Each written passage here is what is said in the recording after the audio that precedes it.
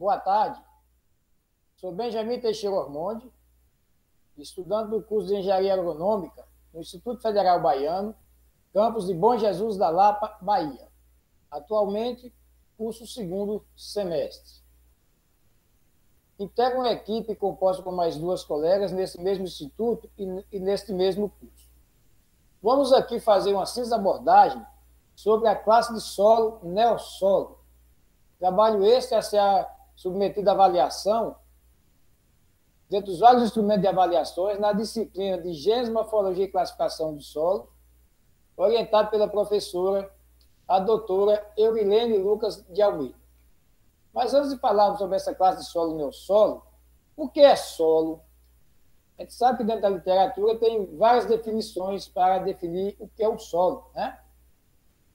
Mas, segundo o professor Guido Razzano, um dos fundadores da Sociedade Brasileira da Ciência do Solo, pode definir solo como um meio natural para o crescimento e desenvolvimento dos vegetais na superfície terrestre, ou como um corpo natural composto de materiais minerais e orgânicos, né, situado à superfície da Terra, onde as plantas possam se desenvolver.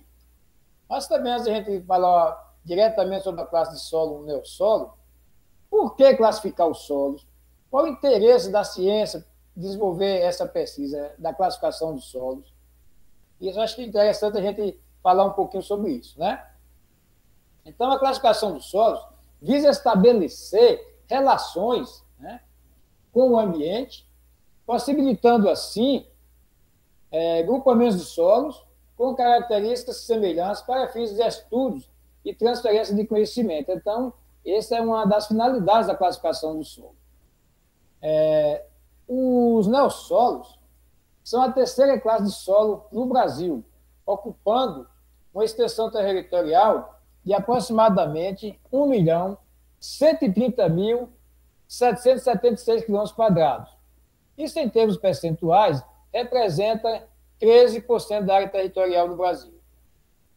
O neossolo é um tipo de solo pouco evoluído, o chamado solo jovem, constituído por material mineral ou por material orgânico, com menos de 20 centímetros de espessura, não apresentando qualquer tipo de horizonte diagnóstico. Quando a gente fala que é um tipo de solo pouco evoluído, isso quer dizer que é um solo jovem. Que é um solo jovem?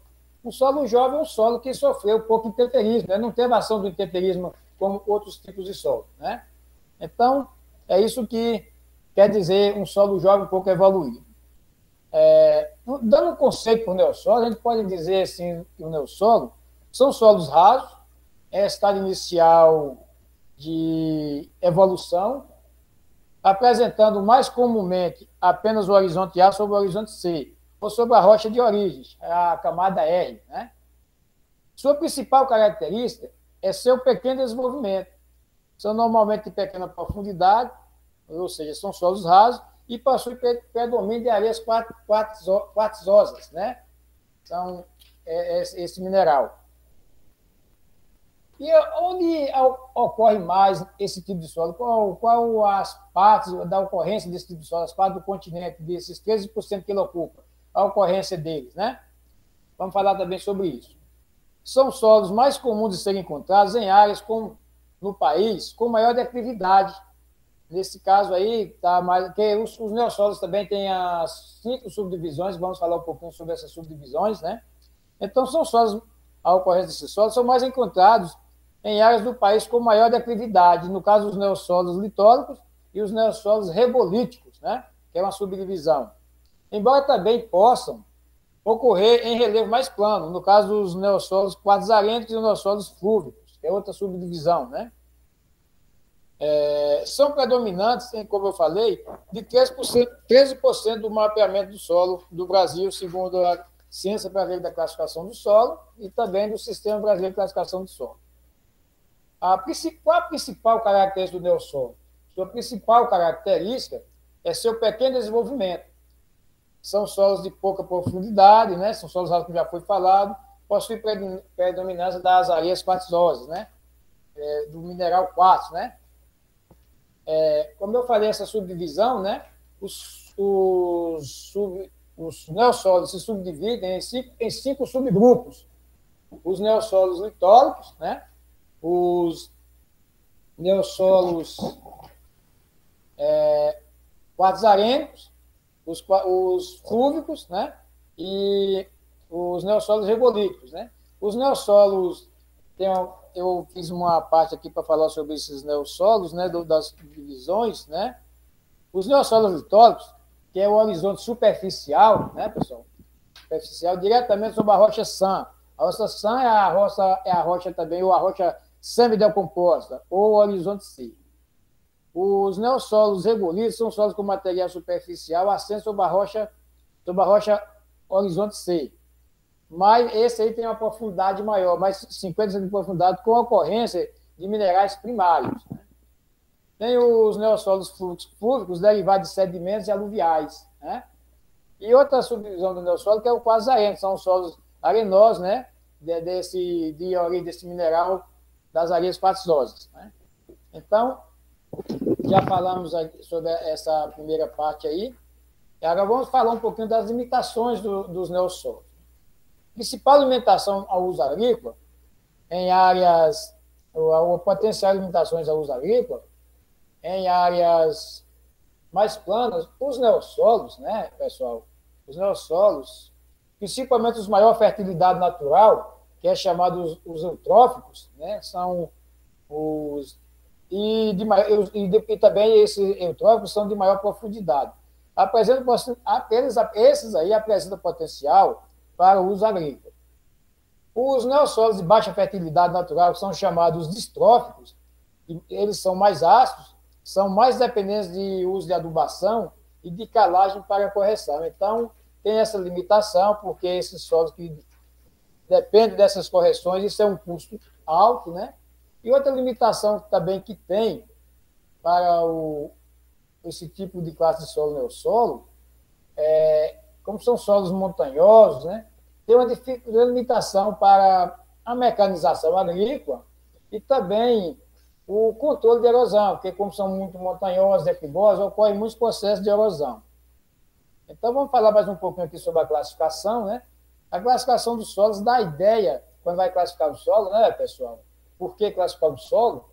Então, dá ideia de profundidade, de ocorrência de atributos de horizontes, diagnóstico orientado. Portanto, o profissional, orientando, portanto, o profissional sobre a intensidade da limitação e do potencial de explorar qualquer tipo de solo, né? Mas aqui nós estamos falando sobre o neossolo, os neossolos, né? Então, falando mais um pouquinho sobre a importância agrícola, o horizonte Gray, que indica a presença de ambiente redutor para o lençol freático elevado, né?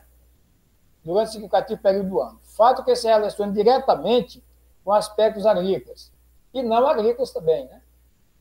O ambiente redutor é limitante para grande parte das plantas cultivadas, a presença do lençol freático elevado, né? Isso é um fator limitante, porque as plantas, quando o solo tem um lençol freático elevado principalmente as culturas de um sistema radicular mais profundo, como as frutíferas, elas não suportam essa quantidade de água no seu sistema radicular e morrem por um chamado ponto de murchamento, né? Elas não conseguem respirar.